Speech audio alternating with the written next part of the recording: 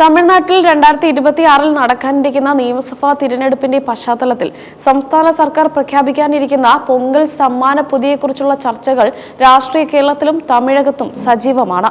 തമിഴ്നാട്ടിലെ കോടിക്കണക്കിന് ration card ഉടമകൾക്ക് ഇത്തവണ എത്ര രൂപ പണമായി ലഭിക്കുമെന്നതിനെ ചൊല്ലി അഭ്യൂഹങ്ങൾ ശക്തമാണ്. 2026 ജനുവരി 14 ആഘോഷിക്കുന്ന പൊങ്കലിന് മുന്നോടിയായി DMK സർക്കാർ വമ്പിച്ച തുക പ്രഖ്യാപിക്കുമെന്നാണ് റിപ്പോർട്ടുകൾ സൂചിപ്പിക്കുന്നത്. തമിഴ്നാട് രാഷ്ട്രീയത്തിൽ പൊങ്കൽ സമ്മാനം എന്നത് വെറുമൊരു കിറ്റ് വിതരണമല്ല, മറിച്ച് ജനവികാരം അനുകൂലമാക്കാനുള്ള ശക്തമായ രാഷ്ട്രീയ ആയുധം കൂടിയാണ്. 2026 നിയമസഭാ തിരഞ്ഞെടുപ്പ് നടക്കാനിരിക്കെ ഇത്തവണത്തെ പൊങ്കൽ കിറ്റ് അതീവ പ്രാധാന്യത്തോടെയാണ് DMK നേതൃത്വം കാണുന്നത്. കഴിഞ്ഞ വർഷങ്ങളിൽ സാമ്പത്തിക പ്രതിസന്ധി ചൂണ്ടിക്കാട്ടി പണത്തിന്റെ കാര്യത്തിൽ ചില നിയന്ത്രണങ്ങൾ ഉണ്ടായിരുന്നുവെങ്കിലും വരാനിരിക്കുന്ന നിർണായക പോരാട്ടത്തിന് മുൻപായി ജനങ്ങളെ പിടിക്കാൻ സ്റ്റാലിൻ സർക്കാർ തയ്യാറായേക്കില്ല.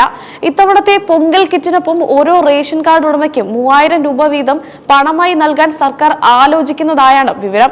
ഇതിനോടകം തന്നെ തമിഴ്നാട് കൈത്തറി തുണിനൂൽ മന്ത്രി ആർ ഗാന്ധി കാഞ്ചീപുരത്ത് മാധ്യമങ്ങളെ കണ്ടപ്പോൾ പൊങ്കൽ സമ്മാനം സംബന്ധിച്ച ഒരുക്കങ്ങൾ പൂർത്തിയായതായും മുഖ്യമന്ത്രി MK സ്റ്റാലിൻ ഉടൻ തന്നെ ഔദ്യോഗിക പ്രഖ്യാപനം നടത്തുമെന്നും അറിയിച്ചിട്ടുണ്ട്.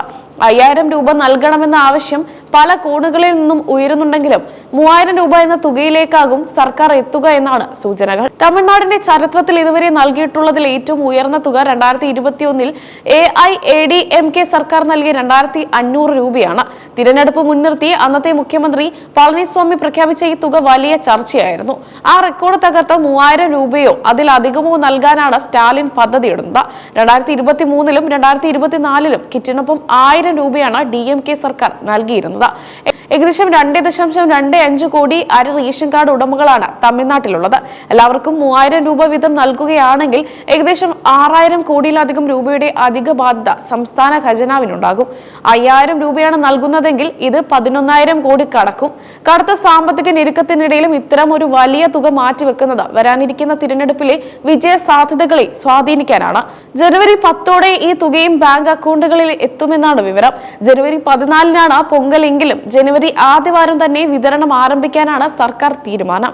ജനുവരി 10 എല്ലാ കാർഡ് ഉടമകൾക്കും സമ്മാനവും പണവും ലഭിക്കുന്നുണ്ടെന്ന് ഉറപ്പുവരുത്താൻ സിവിൽ സപ്ലൈസ് വകുപ്പിന് നിർദ്ദേശം നൽകിയിട്ടുണ്ട്. തിരക്കൊഴിവാക്കാൻ ടോക്കൺ സമ്പ്രദായം നടപ്പിലാക്കുമെന്നും മന്ത്രി ആർ ഗാന്ധി വ്യക്തമാക്കിയിട്ടുണ്ട്.